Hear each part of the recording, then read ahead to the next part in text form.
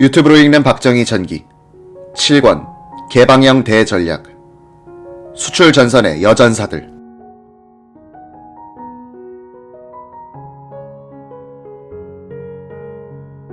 수출 사령탑인 상공부의 공업부서를 지휘하던 인물은 이우룡 차관보였다. 그는 해군 대령 출신으로서 군수, 격리 전문가였다. 몸집은 깡마른데 독주를 좋아했고 사교에도 능해 각처에 아는 사람들이 많았다. 여야 국회의원들과도 친해 상공부에 문제가 생기면 발벗고 나서서 해결했다. 국정감사 때 그의 실력이 유감없이 발휘됐다. 상공위원회 국회의원들이 지방의 국영기업체로 감사를 나갈 때는 이 차관보의 지휘하에 교통편, 숙소, 식사 준비는 물론 양말, 러닝셔츠, 팬티까지 준비했다. 와이셔츠도 의원 개개인의 치수를 알아 사놓아야 했다. 심지어 화장실에 간 국회의원이 이봐 국장 화장지가 없어 하고 소리치면 화장지를 갖고 뛰어야 했다. 그러면 화장실 문에서 손이 나와 화장지를 받던 일이 있었다고 한다. 오원철은 당신은 상공부 직원은 모두 접대부였다고 말했다. 공무원들도 국회의원들을 이용할 줄 알았다. 어느 상공부 산하 국영기업체에서는 일이 잘 풀리지 않는 것이 있으면 야당 국회의원한테 부탁을 해 국정감사장에서 상공부를 향해서 질문을 하게 해 승인을 받아내기도 했다. 국회의원들이 석탄공사나 대한중석의 광산을 감사할 때는 일부러 깊은 막장까지 시찰하도록 하여 체력을 소진시키기도 했다. 문제는 감사 전날이었다. 광산촌에서 저녁 식사를 끝내면 할 일이 없다. 이런 때에 대비해 이우룡 차관보는 모 과장으로 하여금 전문 교사한테서 화투놀이 기술을 한 2년간 배우게 했다고 한다. 이 과장은 국회의원들과 함께하는 화투판에 끼어들어 좋은 패를 줬다가 뺏는 식으로 흥분을 고조시켜 나갔다.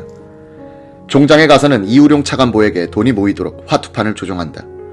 이 차관보는 딴 돈을 의원들에게 돌려주어 인심을 얻었다. 그리고 한잔하면 취침 시간이 된다. 이 과장의 화투 기술이 소문이 나는 바람에 몇 해 뒤엔 판이 끼지 못하게 됐다. 한국의 수출 전략을 짜고 도약시킨 지휘관들 중엔 박충훈 차관, 이우룡 차관보, 오원철 국장처럼 장교 출신들이 중심적 역할을 했다. 군 출신들은 조직을 몰아붙여 난관을 돌파하고 생산성을 높이는 데는 장기가 있었다. 조직의 관리보다는 조직의 생산성, 즉 조직이 일을 하도록 만들어내는 데는 군 출신들이 뛰어났다. 상공부가 섬유공업을 수출 전략산업으로 설정하고 집중적으로 육성하는 데 있어서 우선순위를 둔 것은 최신 기계의 도입과 공장 간의 기술 장벽을 허무는 것이었다. 상공부에서는 면방업계 공장장들을 불러놓고 서로 공장 견학을 하도록 하라고 지시했다. 그때까지는 회사 비밀과 기술이 누설된다고 공장 견학을 서로 금지시켜놓고 있었다. 상공부에서는 만약 공장 견학을 허용하지 않는 곳이 있으면 기계 부속품을 도입하지 못하도록 하겠다고 엄포를 놔야 했다. 섬유공업 중에서도 맨 먼저 세계의 수출 전선을 뚫고 나간 것은 봉제품이었다. 봉제품이란 와이셔츠, 아동복, 원피스 등 재봉틀을 돌려서 만드는 모든 제품을 말한다. 1963년에는 10만 달러도 수출하지 못했으나 이듬해에는 403만 달러를 수출했다. 상공부에서는 1971년에는 5천만 달러를 수출하겠다는 계획을 세웠다.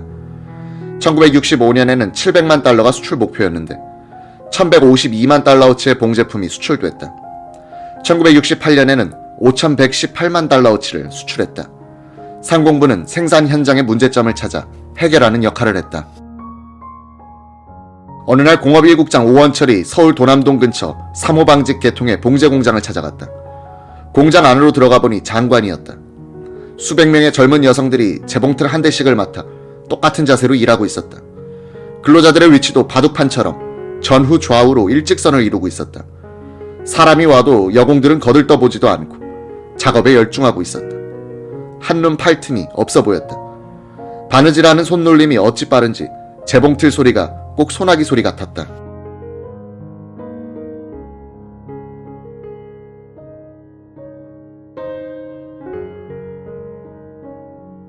검사실에 가니 여성 검사원이 금년은 작년에 배를 수출할 계획입니다 라고 자랑했다.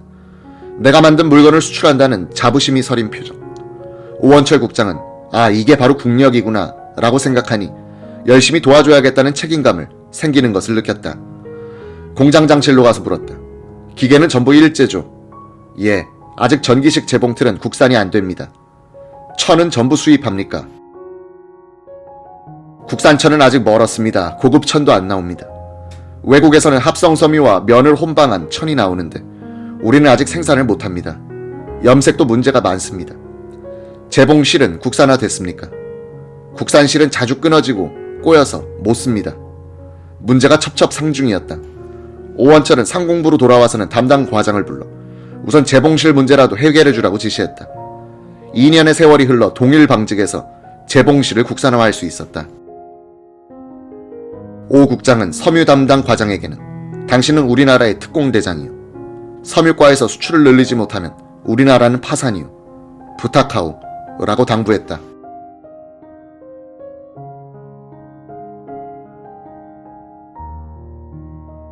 봉제품 수출을 앞지르기 시작한 섬유 제품은 메리아스 제품이었다.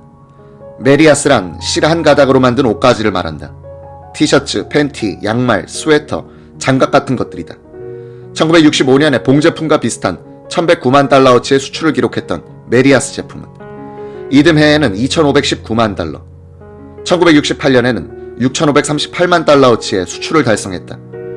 스웨터는 스웨덴에 특히 많이 수출됐다. 한때는 스웨덴 사람들 2명 중 1명은 한국산 스웨터를 입었다. 메리아스 공장도 주로 여공들이 채워졌다. 섬유 수출 전선의 일선 사단장격이던 오원철 상공부 공업 1국장이 서울 용산 삼각지 근처 미원산업을 방문했다. 여사장이 안내했다. 긴 작업대에 붙어 앉은 여공들이 열심히 술을 놓고 있었다. 천에 술을 놓는 것이 아니라 스웨터 위에 각종 색깔의 털실을 가지고 큼직한 무늬를 뜨개질하고 있는 것이었다. 꽃도 있고 동물도 있고 집도 있었다. 제품 진연실로 안내한 여사장이 말했다. 스웨터 값을 제대로 받으려면 디자인이 중요합니다. 같은 모양은 일시에 많이 팔리지 않습니다. 여러 가지 모양을 소량 만들어야 합니다. 바이어가 와서 소량, 다종을 주문하기 때문입니다. 이에 한일 무역실무자 회의가 상공부에서 열렸다. 오원철 국장은 디자인 문제를 거론했다. 회의가 끝나고 나서 한 일본인이 오 국장에게 다가오더니 말을 걸었다. 디자인 문제를 이야기하는 것을 보니 한국도 많은 진보를 했다고 생각되는군요. 디자인은 딴 나라에서는 수입할 수 없는 분야라서 스스로 해결해야 합니다. 디자인은 유행 따라 변하니까요. 오히려 디자인이 유행을 창조한다고 봐야 할 것입니다. 모직, 견직물 수출에 부진해서 디자인이 중요하다는 것을 실감하고 있었던 오원철은 서울대 미대 이순석 교수를 찾아가 의논했다. 3가지 대책이 제시됐다. 첫째, 분위기 조성을 위해서 상공미술대전을 매년 개최한다. 둘째, 디자인 센터를 만들어 인재를 모으고 업계를 지원한다. 우선 포장지와 글씨 디자인부터 연구한다. 셋째, 각 대학에 디자인과를 증설한다. 봉제품과 메리아스 제품과 함께 면제품의 수출도 늘었다. 1964년에 1278만 달러, 1968년에는 2109만 달러어치를 수출했다. 면제품은 옷을 만드는 원재료다. 수출용 봉제품에 대한 원단으로 공급되고 남은 것을 수출하기 시작한 것이다. 상공부는 면직물을 짜는 직기가 일제시대에 설치된 것이 대부분이라 이를 신식 직기로 대체시키는 데 주력했다.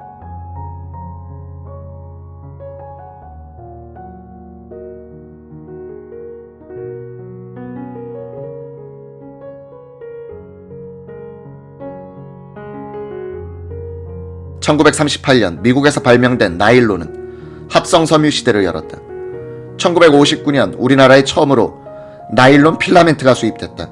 이 필라멘트를 가공하여 제품을 만들기 쉽도록 하는 것을 스트레치라고 하는데, 이런 가공 공장들이 1964년 현재 16개소가 있었다. 제1동포 출신인 이원만, 이원천 형제는 대구에 한국 나일론이라는 스트레치 공장을 갖고 있었다.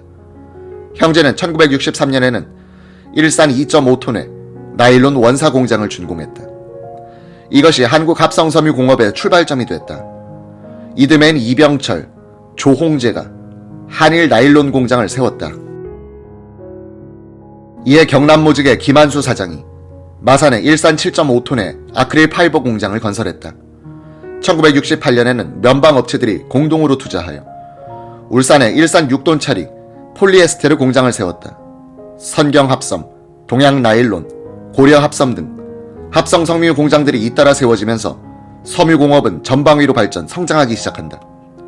당시 제조업 종사자들은 국군 장병수보다도 약간 적었다. 섬유공업에는 약 11만 명의 종업원들이 있었다. 대부분이 여성 인력이었다. 이 훈장 없는 여전사들에 의해서 수출 전선이 지탱됐다. 오원철은 일선에서 싸우는 병사들과 그들이 무엇이 다르겠는가. 비가 안 오면 농민을 생각하며 걱정했고 여공이 땀을 흘리면 닦아주고 싶었다. 지금도 그들 생각만 하면 고맙습니다. 여러분들이 나라를 구해줬습니다. 라고 인사를 하고 싶어진다고 회고했다. 박정희 대통령은 어느 날 마산의 한일 합섬 공장에 들렀다. 수천 명의 여공들이 수출용 스웨터를 만들고 있었다. 시골에서 올라온 앳된 소녀들은 나이보다도 어려 보였으며 키도 작았다. 박 대통령은 한 여공의 머리를 쓰다듬으며 소원이 무엇이냐고 물었다. 공부 못한 것이 한입니다. 영어 글씨를 모르니 감독님 말씀을 알아들을 수 없습니다. 눈물이 글썽이는 여공을 바라보던 박 대통령의 시선은 옆에서 안내하던 김한수 사장 눈과 마주쳤다. 박 대통령이 김 사장 하고 말을 꺼내자마자 김 사장은 당장 야간 학교를 개설하겠습니다. 중학교 과정부터 시작하겠습니다. 라고 했다. 돈 없어 공부 못한 것이 한이라는데 시설을 충실히 해주시오. 공부한다는 자부심을 느끼게. 한일 합섬에서는 여공들을 위한 야간 고등학교를 설립했다. 박 대통령은 이들에게 수료증은 줄 수 있지만 졸업장은 줄 수 없다고 버티는 문교부 장관에게 특명을 내려 그런 규정을 뜯어 고치게 했다. 공부 못한 한을 품고 그래서 더욱 열심히 땀 흘려 수출 한국의 일선을 지켰던 여공들은 그 뒤 어머니들이 됐고 자식들 교육에 힘을 쏟아 대학에 보냈다. 여공들의 자녀들은 공장으로 가지 않았다. 공장마다 여성 노동자들이 모자라게 된다. 30년 뒤의 이야기다.